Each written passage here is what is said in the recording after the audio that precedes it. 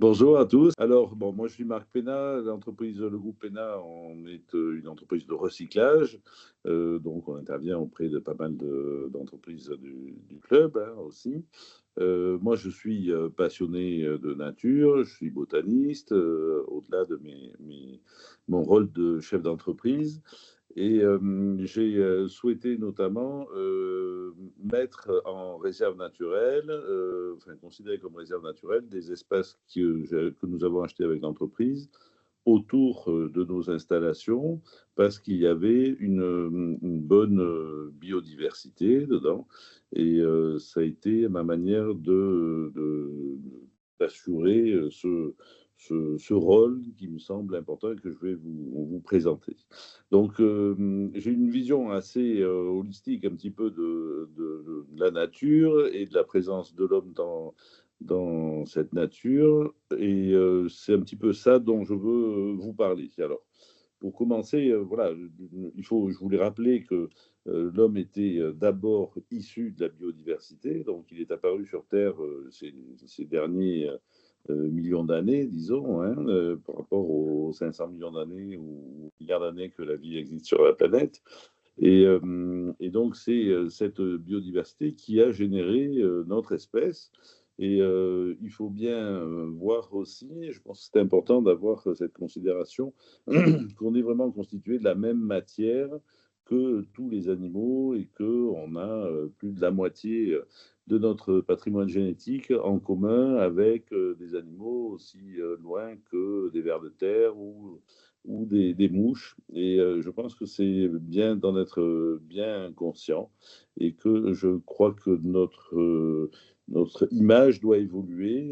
La nature n'est pas à notre disposition. La biosphère n'est ni une mine, ni un dépotoir où on peut rejeter tous les déchets que l'on génère, mais il faut la concevoir, je pense, comme une partie de nous-mêmes, parce que nous en sommes une partie, nous sommes intrinsèquement liés à cette biodiversité. Notre humanité, avec toute les révolutions industrielles, sociales, toute cette énorme masse de matière vivante que l'humanité représente, hein, les hommes plus tous les animaux que nous élevons, eh bien, nous avons pris la place de tous les autres animaux. L'ensemble des autres animaux sauvages aujourd'hui représentent moins de 3% de la biomasse totale que la planète héberge. Et donc, je crois que tout ça, ce sont des informations qu'il est important d'avoir en tête parce que, voilà, on est extrêmement impactant dans notre globalité, l'espèce humaine. Donc les populations d'animaux ont décliné vraiment ces dernières années de manière catastrophique, hein. Je vais régulièrement voir les migrations, voir les oiseaux dans la nature et je vois que le nombre d'individus a diminué. Voilà, on a décimé les oiseaux, les poissons, les hippocampes, enfin, tous les animaux ont subi vraiment une énorme érosion ces 20 dernières années. Et puis on voit aussi qu'il y a des cancers nouveaux qui apparaissent aussi chez nous, hein, pour les hommes, bon, qui tuent aussi les animaux. On a constaté que l'eau de pluie aujourd'hui n'est plus potable, donc depuis une petite dizaine d'années, on a des polluants à l'intérieur de l'eau de pluie qui font qu'elle n'est plus potable. Et je crois que c'est important d'en prendre bien conscience. Et je crois que c'est le principal facteur qui explique cette érosion du nombre d'animaux, c'est surtout la circulation de polluants extrêmement, extrêmement toxiques.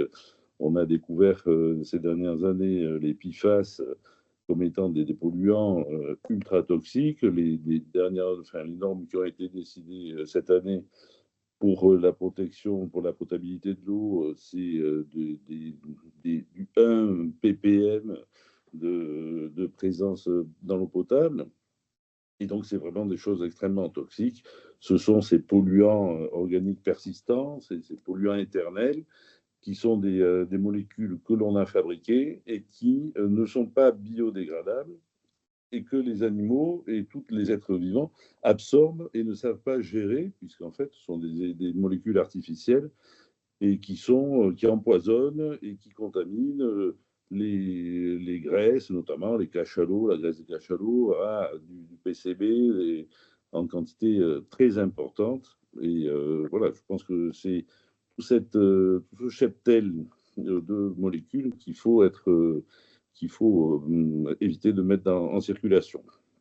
Donc, je crois que notre, notre contexte des entreprises aujourd'hui essaye de réguler un petit peu par la réglementation nos activités. Donc, il y a évidemment les autorisations préfectorales pour les installations classées pour la protection de l'environnement. On a aussi des démarches volontaires comme les normes ISO, la CSRD aujourd'hui qui est obligatoire, et puis toutes les autorisations de mise sur le marché des molécules. Bon, il y en a certaines qui sont très toxiques et qui sont dispensées d'autorisation de mise sur le marché. Ça, c'est assez étonnant. C'est ce que j'ai découvert en préparant cette petite intervention. Donc, moi, je crois qu'il faut vraiment aujourd'hui préserver ce qui peut être sauvé encore. Et c'est la démarche que j'ai choisi de faire avec l'entreprise, donc de construire ou d'aménager des refuges pour la biodiversité dans des zones qui me semblaient intéressantes autour de l'entreprise. Donc, ces niches écologiques, on a deux zones qui sont intéressantes. Nous avons deux principaux sites, un à Mérignac et l'autre à Saint-Jean-d'Illac. Donc, à Mérignac, nous ne sommes pas loin de l'aéroport et pendant la guerre, la zone a été bombardée.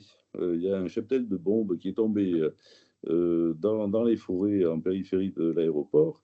Et nous avons des terrains sur lesquels il reste encore deux gros trous de bombes qui sont devenus des mares temporaires. C'est des sites extrêmement intéressants, les mares temporaires, parce que c'est un milieu particulier qui s'assèche complètement l'été et qui est complètement inondé l'hiver, dans lequel on a des tritons, on a des gentianes, on a des menthes, et il y a possiblement beaucoup d'espèces qui sont inféodées à ces milieux-là, qui sont devenues extrêmement rares. Donc, j'ai choisi de faire de protéger cet espace. Il y a 1,5 hectare à peu près. C'est pas bien important, mais du coup, on a fait des petits actes de gestion pour pouvoir maintenir ça. Et une autre zone donc, qui est sur le terrain de Saint-Jean-d'Illac, sur la route de Pierreauton, où il y avait une ancienne forêt de pins qui avait été pas mal abîmée par la tempête de 99. Et dedans, il y a des très gros pins. Ensuite, dessous, il y a des chênes.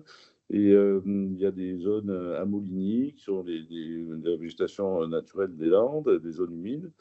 Et il y a 5 hectares là que j'ai choisi de mettre en réserve. Voilà, donc c'est dans le cadre du développement de l'entreprise que nous avons acquis ces terrains.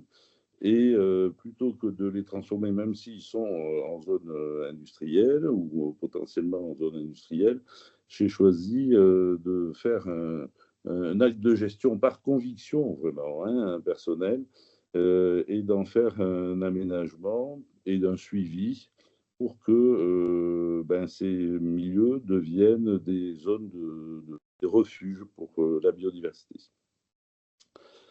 Voilà, à peu près. Donc, qu'est-ce qu'il faut faire? Donc, vous avez une photo en haut de la zone avec les mares temporaires où on a fait venir des chevaux.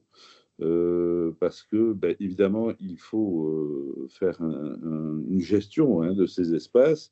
Si on ne fait pas packager des chevaux, si on n'a pas d'herbivores, les prairies se transforment forcément en forêt. Donc, si on veut maintenir ces milieux ouverts, il est important d'avoir des animaux qui viennent paître dessus.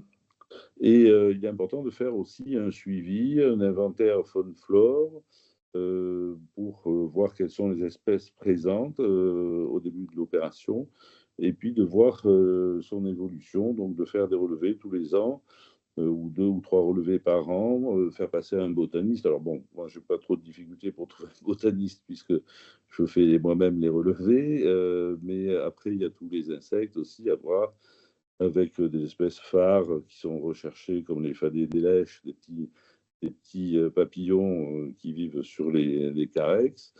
Voilà, on fait appel aussi, aux sociétés linéaires, au jardin botanique de Bordeaux.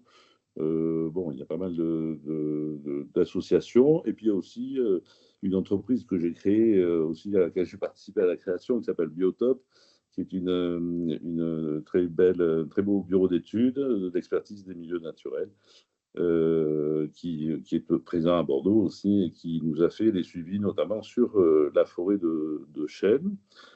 Et donc voilà, comme je vous disais, il faut intervenir, parce que sinon, les milieux se ferment ou les espèces invasives, les acacias ou les pins viennent pousser, et perturbent complètement le milieu. Parce que pour arriver à trouver, une forme climatique, ce qu'on appelle climatique, c'est-à-dire une forme stable ou à peu près stable, disons, avec une évolution très lente, il est important d'avoir tout le cheptel, de la biodiversité, donc que ce soit des herbivores, des carnivores qui viennent réguler les populations d'herbivores et tout le cycle écologique, des facteurs abiotiques comme l'humidité, l'eau, le soleil et le vent, enfin c'est le sol, ce sont les facteurs abiotiques du biotope. Bien, il faut les entretenir pour que la biodiversité puisse bien se développer là-dessus. Donc voilà. Et ensuite, évidemment, pour faire ces suivis, on a aussi la possibilité d'avoir accès à des financements. Alors, j'espère que le conférencier, enfin la région viendra apporter son soutien, ou comme Léa Nature le disait aussi, on peut faire appel aussi à des fondations, qui donnent de l'argent et qui aident à entretenir, ces biotopes. Et voilà, ça me semble être, un acte, important, et je crois qu'au-delà des obligations, je pense que c'est vraiment une question d'éthique aussi que les entreprises doivent avoir pour, favoriser, et empêcher, ne pas mettre en circulation, de produits, de polluants éternels, et d'être vigilant à, à ne pas polluer plus la nature que ce qu'on a fait. La biosphère est déjà bien abîmée, pour longtemps, je pense. Voilà, je vous remercie. Merci beaucoup Marc.